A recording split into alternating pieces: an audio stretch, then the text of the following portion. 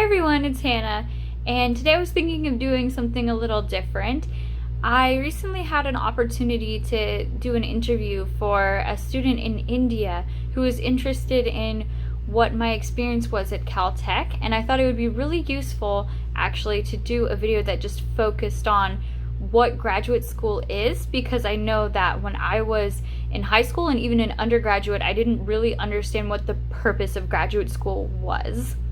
This video is going to focus on the purpose of graduate school, what is it preparing us for and how does it do that, and really how it's different from undergraduate.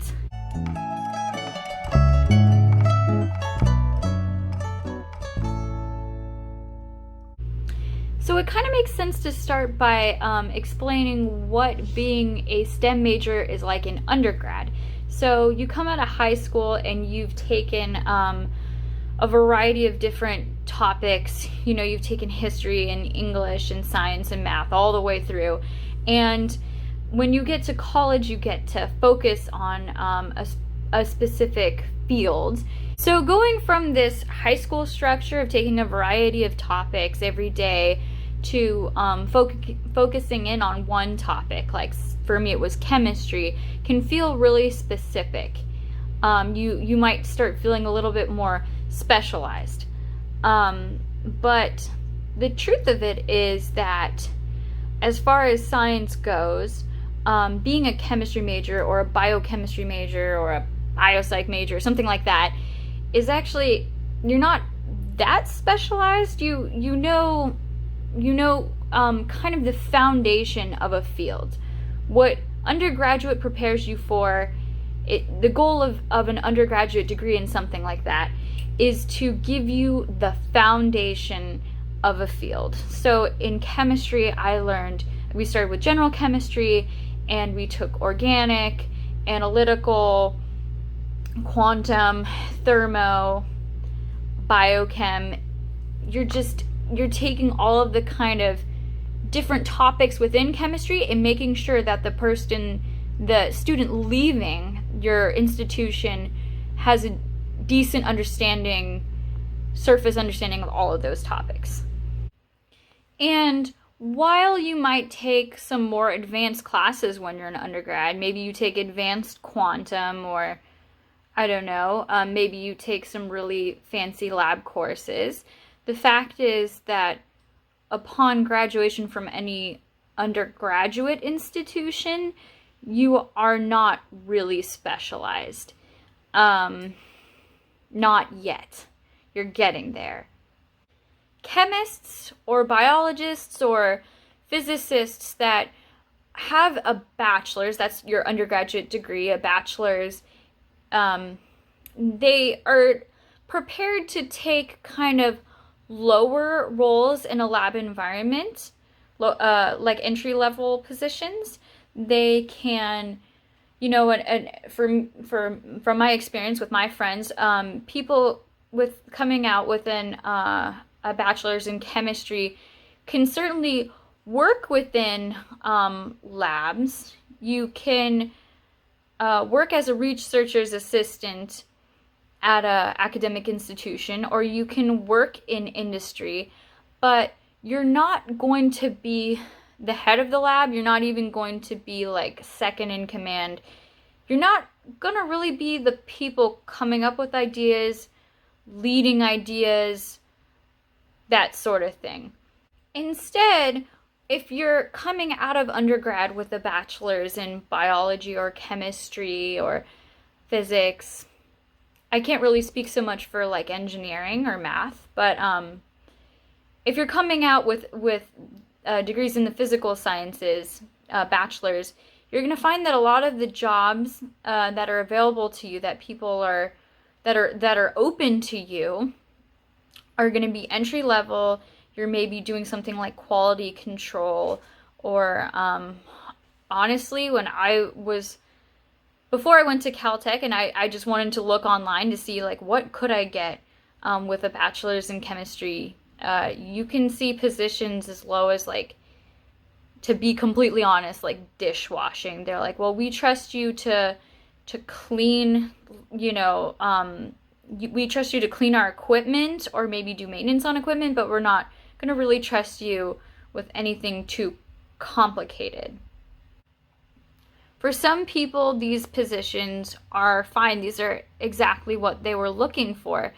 But for many students, I've found it's a little disheartening coming out of undergraduate and realizing that it didn't open quite as many immediate doors as you thought it would. Like, I feel when I was in high school, I can't really, like, again, I don't want to generalize, but at least for me, when I was in high school, it seemed like, from what people talked about, I could go to college and get a bachelor's in chemistry and then become, like, immediately start doing science, like coming up with questions or at least really assisting people in discoveries or development of interesting products or something. It seemed like I would have a lot more doors open to me. But what you'll find is that a lot of these higher level jobs in the sciences, especially when it comes to research and development at companies, really want something higher than even that. They want someone particularly that already has research experience. And this is really where, sorry, I'm checking my makeup. And this is where graduate school comes in. Graduate school, its focus is, well, it kind of has two focuses. So like I said, undergrad, it may seem specialized at the time, but it's not. You're not very specialized. So graduate school is to get you really to become an expert in a very specialized topic within your larger field, and then to get you a lot of hands-on research experience. You're going to come up with projects, or you and your PI, your principal investigator, are going to come up with questions, design a couple of projects that you're going to work on, and then write a thesis on.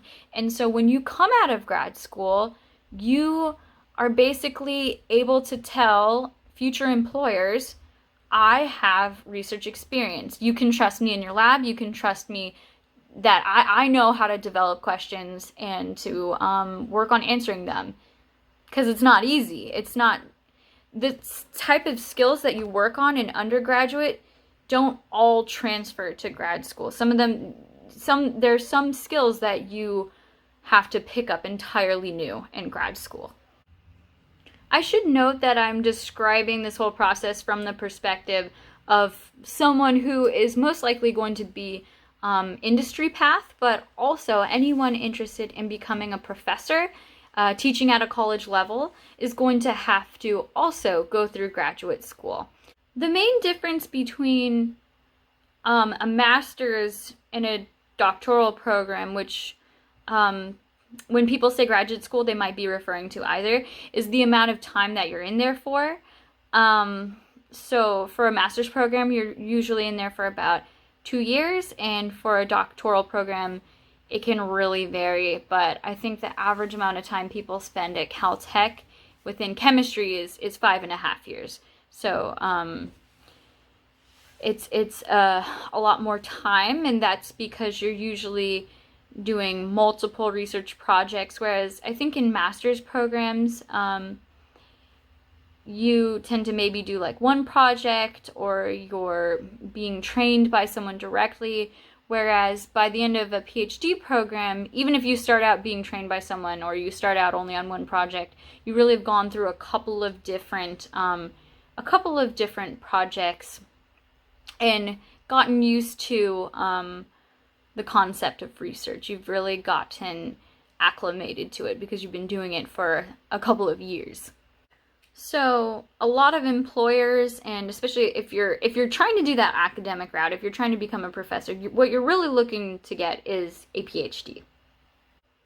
That's about all I have to say for this video. Let me know if this was helpful by commenting below, and I hope to see you next time. Bye.